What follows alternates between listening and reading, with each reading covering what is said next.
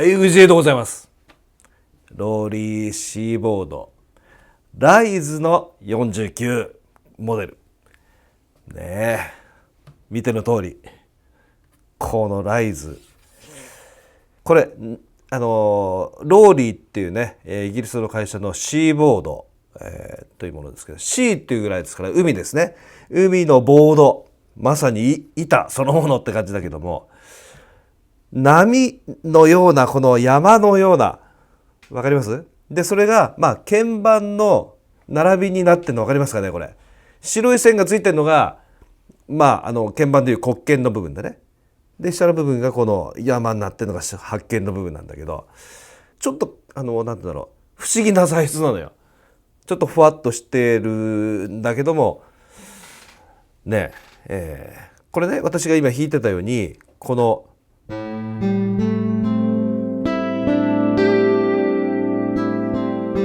こうやってこう触るように弾いてますね。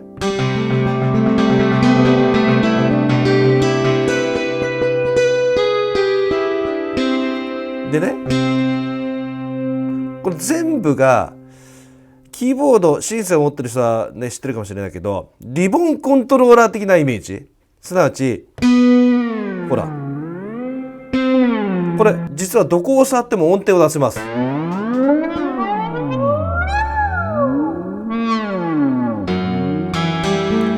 でこのちょっと山になってるシーボードの波のね、この部分、ここがですね音程をね分かりやすくするためにこの山になってるんだけども、実はこのシーボードっていうのは、カメラさん画面見てもらえますかね。ここにね、ストライク、グライド、スライド、プレス、リフトっていうね、これ何かというと、これねシーボードが検出する、コントロールするんですね。この感度をこう5つに分けてですね、一斉にこう検知しているというね。これがどういう役目をするかというと、ちょっとねここでこの音色で見てみましょうか。ここにねストライク、グライド、スライド、プレス、リフト、リフトちょっと電気ついてないけどこれ使ってないのかな。まずストライクっていうのは何かというと、鍵盤をこうやってストライク、叩くということなの。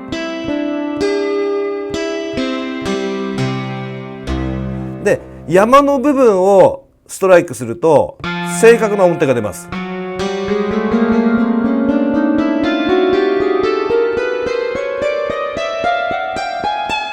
わかりますね。で次にこれはストライクモードね。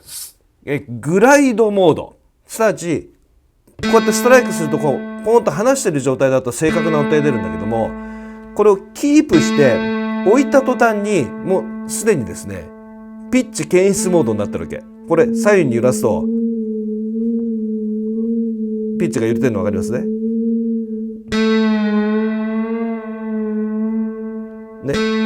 同様にこの上のところも下のところもね、これピッチも非常に滑らかに動きますね。グライドモードね。で次にスライドモード。スライドっていうのは前後に動かす。こうやってこう弦がこうあたかもボーイングしてるかのように違った変調を起こしますね。プレスは今度これを押し込んだ、押し込みね。これふわっとしてるの分かりますか？材質がこれ分かる？カメラが見える？これプレスで、リフトっていうのは離した後の、鍵盤でいうキーオフベロシティみたいなやつだね。この5つのこのモードを検出してるというね、すごい、ものすごい感度のもとに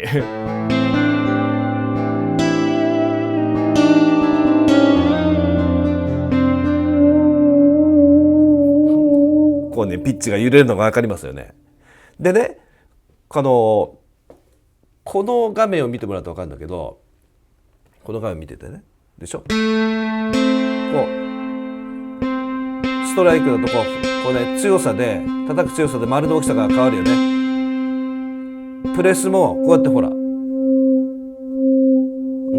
プレスの強さで変わりますね。スライドすると、ね、前後でいってるの分かります？でね、ここがすごいのが、例えばドとミを弾きます。ね。で、ドとミを弾いて、ドの音だけスライドさせる。ミの音だけスライドさせる。こう。で、ドとミが違う方向に動く。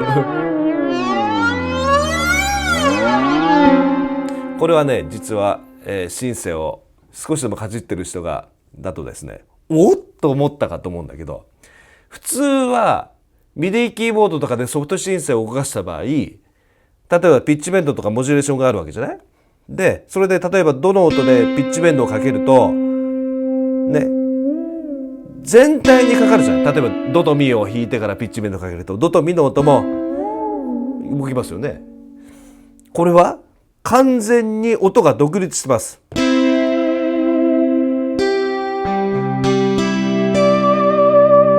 一番トップの音だけにビブラートをかけてます今。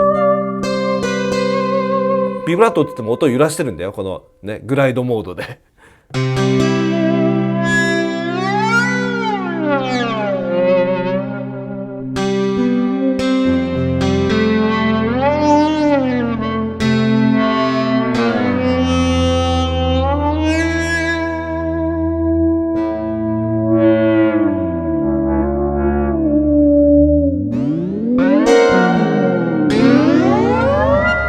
すなわち全ての音が独立してるんです。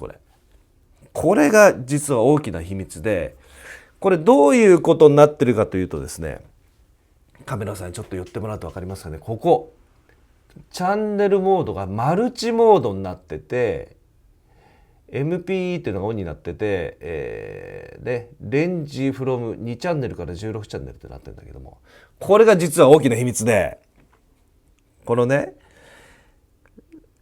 どう弾くじゃない。これ実はマルチチャンネルで動いてて、裏でチャンネルごとに音源が鳴ってます。どういうことかというと、ドでチャンネル1、例えばミの音を弾くと今度チャンネル2、次その音を弾くとチャンネル3にアサインされた音が鳴ってるの。だからマルチっていう名前がついてるね。ということはどういうことかというと、3つの違うチャンネルが鳴ってるわけだから、3台いるのと同じことなわけ。じゃあ3台目だけ変調かける、ピッチベンドを動かす、こういうことができるわけ。これが何たって非常に重要なこのローリーの秘密なんです。このね大きな秘密はこの MPE、 ごめんねちっちゃくてねすいませんが、 MPE がオンになってますが、これが今言ったチャンネルごとに打鍵で違うチャンネルが鳴るっていうモードで、これマルチディメンショナルポリフォニックエクスプレッションの略で MPE って言うんだけど、この、後ろで動いてる音源、これがそれに対応してんだよね。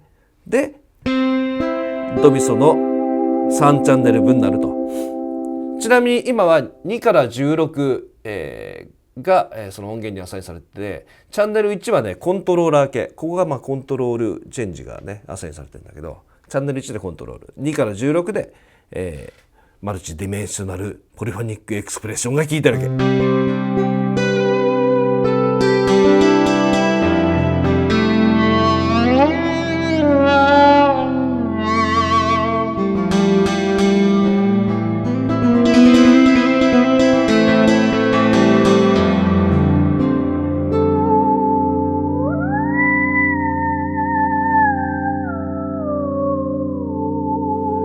これがねシーボードライズの、もう大きなポイントなんですね。さて音源の方を見てみると、ここにね、シンセでサンプルが2つあって、これサンプルはサンプリング音源ですね。でオシレーターが123、まあこれアナログ系のオシレータープラス FM、 サンオペレーターの FM、そしてノイズ、こんだけの音源が入ってるんだよ。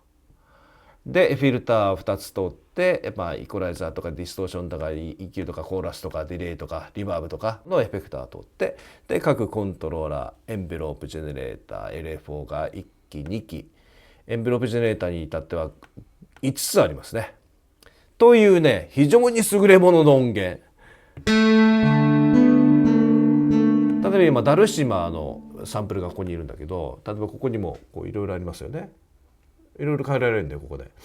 例えばじゃあマリンバにしてみましょうか。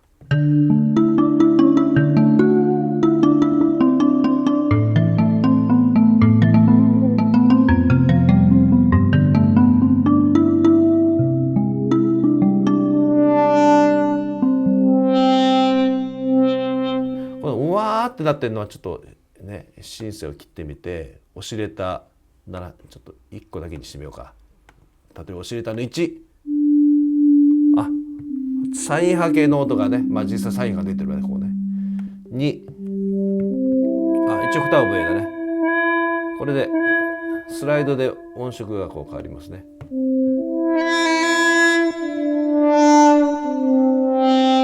まさにここがオシレーター3つ使ってるっていう感じね。でそれにサンプリング音源を2系統出して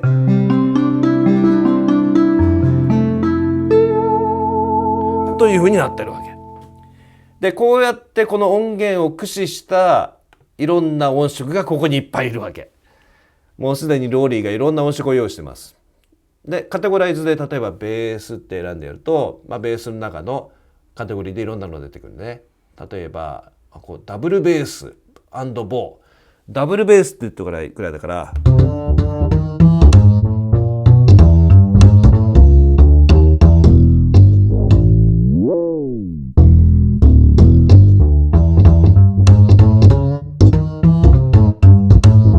めちゃくちゃリアルですね。これ指弾きでしょ。指でボンボンボンって弾いてますね。でこっち側スライドさせると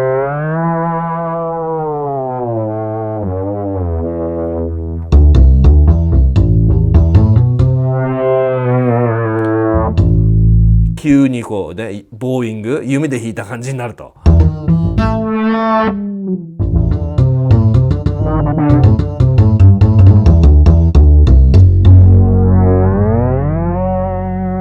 これはめちゃくちゃリアルですね。とかじゃあファンクボックスベース。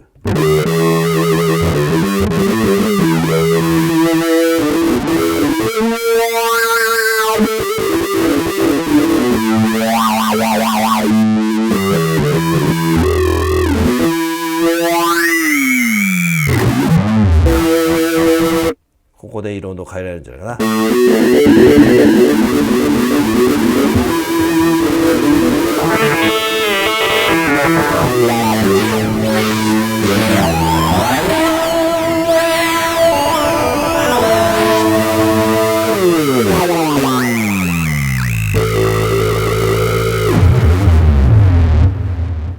最高。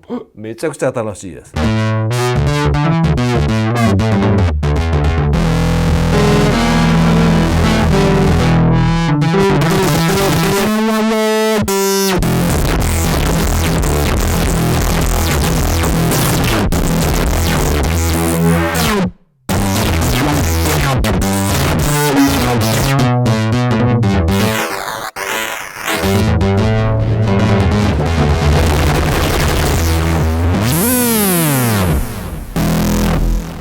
これはすごいね。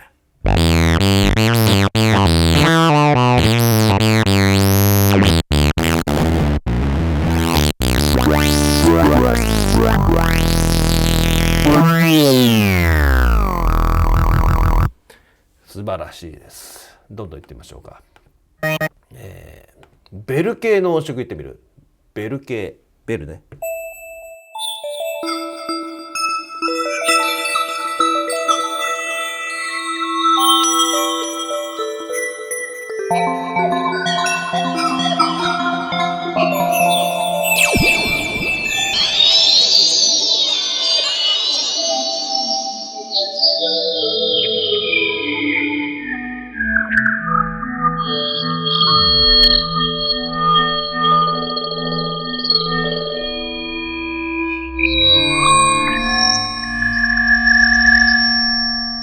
白い面白い。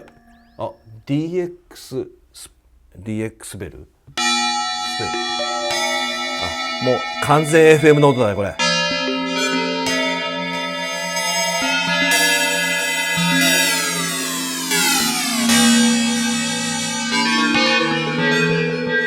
音源の方見てみようか。 FM やってるねほら。 FM オフにしてみるとこういう音ですね。で FM 音源を入れると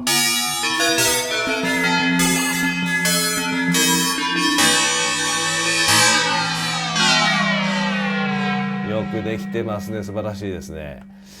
どんどんいってみましょう。エフェクト、これサウンドエフェクトですね。これね、効果音。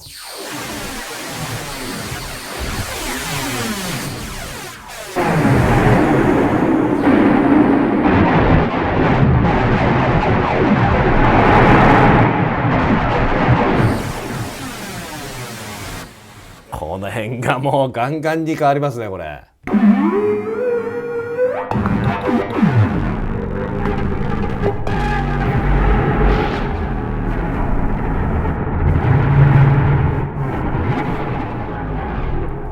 素晴らしい素晴らしい。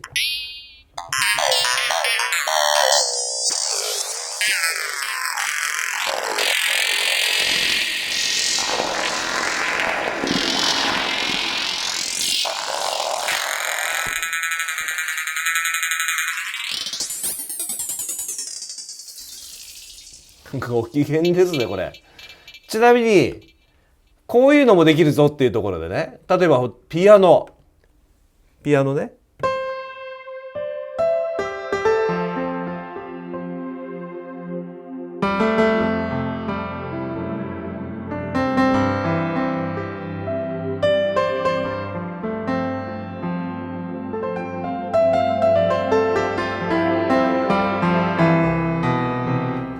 ちゃんとピアノ出ます。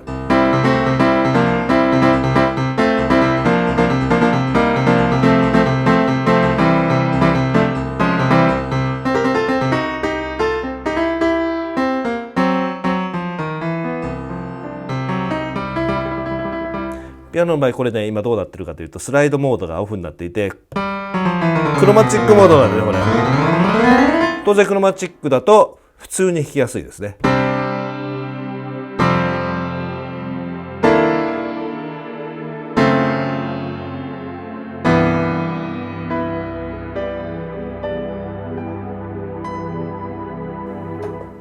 ということもできます。で、例えばオーケストラ系の音色でこれ面白いと思ったのがストリングスでで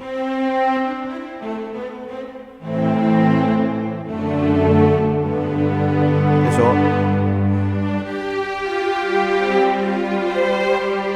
でスライドさせると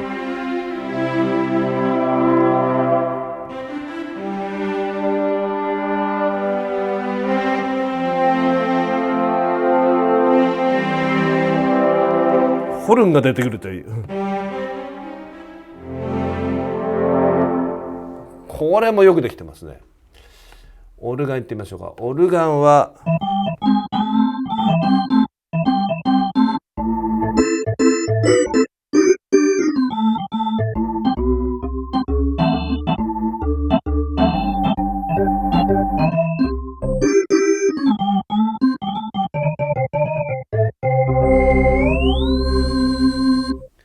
こういうのできると非常に面白いですね。リード系の音色。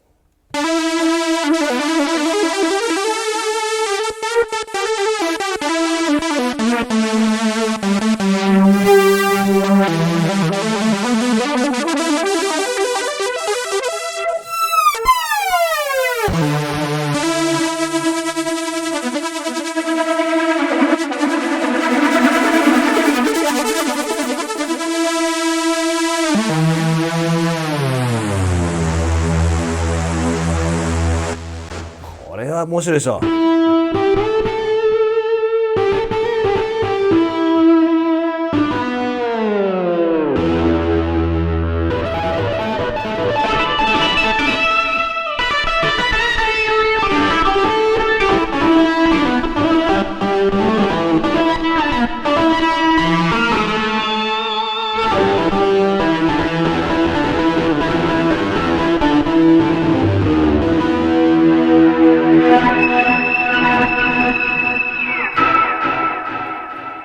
さにローリーならではの世界観がもう展開するって感じだね、とかね、こういうこれハープの音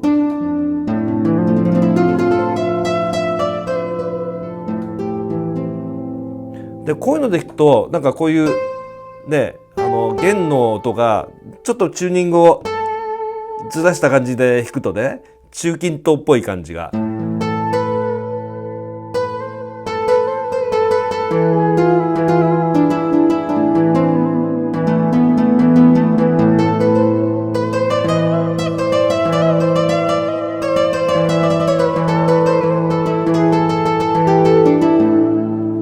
こういう感じでいくのね、すごい面白いね。これが面白いね。パーカッション、こう音程感をなくして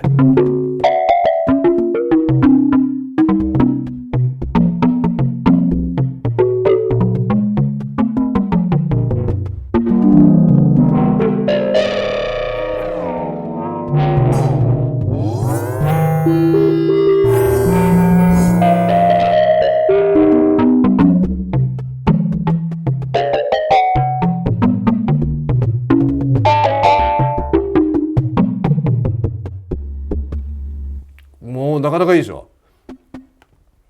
プラック系ってね、このまさに弦の感じです。アコースティックギターのスチールギター。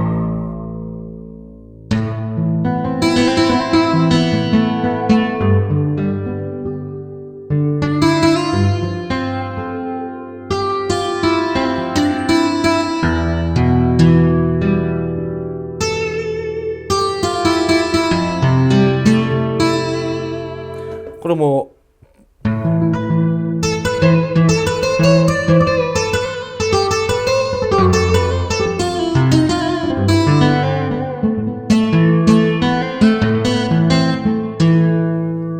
面白いですね。ウッドウィンド系のリード系。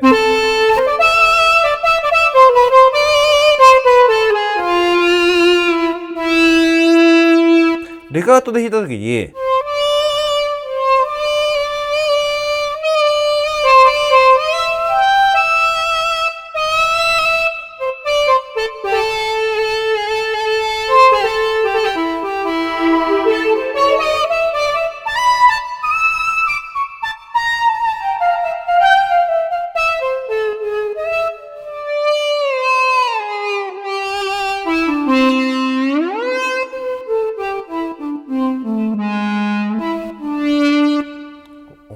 もうローリーキーボードならではの世界観がねできるのが素晴らしいと思うんですけど、いかがでしょうかね。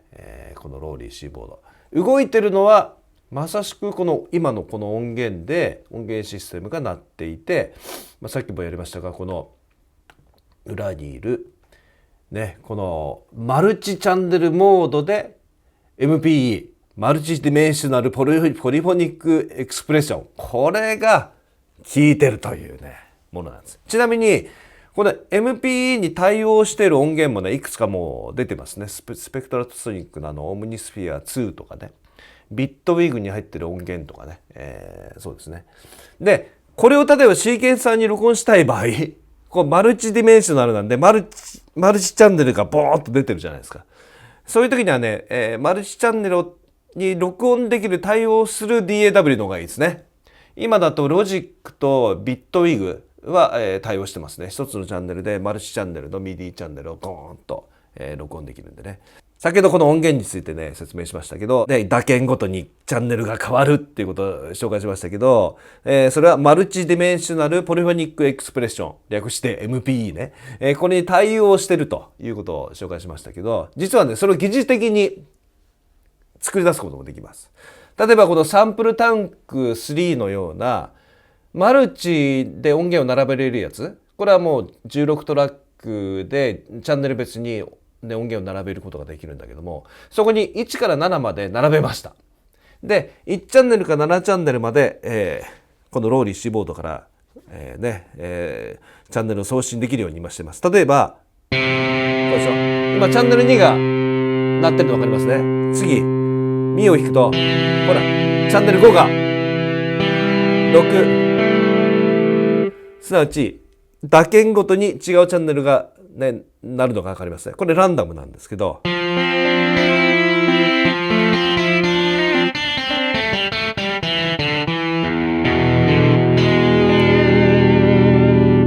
でこれでっていうことはマルチディメンショナル状態になってるわけ、これが。だから例えばどの音だけを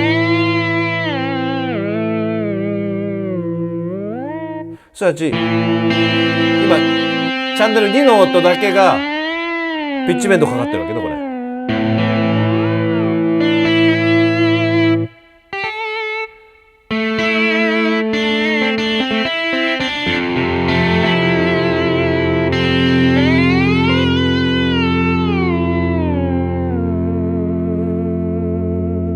こういうことはできます。例えばIK マルチメディアだったらサンプルタンク3でしょ。スタインバーグだったらハリオンソニック2とかね、マルチで、アサインできるようなものだったら OK ですね。コンタクトとかね、コンタクトも音源を並べていくとチャンネル別にこうどんどん重なっていくじゃない。全くこれと同じことが疑似的に作り出すことができるというね。これもね素晴らしいところでね。これも今後多分音源 MPE 対応の音源っていうのはいろいろね、さっきみたいに今後バンバン出てくるんじゃないかなと思いますね。さてここにあるのはね、シーボードライズ25ですけど、今ね何もつながってない状態でございますが、この状態です。今ねどういうことになってるかというと、音が出てるんですけど、見てください。私の iPhone6、これねローリーが出してる iPhone 用のアプリで、ノイズっていうねアプリなんですけど、まさしくこれに対応していて、実はですねこのローリーっていうのは、このローリー C ボードはバッテリー内蔵で8時間持つんですけど、さらに Bluetooth が内蔵されてるの。Bluetooth が内蔵されてるんで、Bluetooth で MIDI を飛ばしています、今こっちに。で見てわかる通り、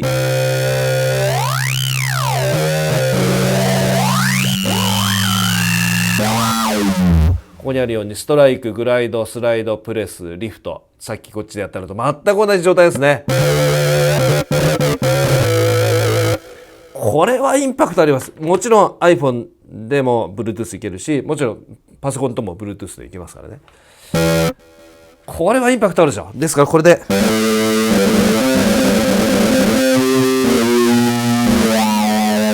こういう状態でできてしまうというね、これはステージング変わりますね。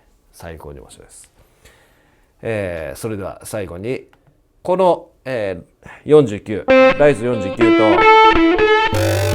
Bluetooth によるこのノイズ、この音源で、やってみたいと思いますね。ローリー C ボードライズ最高。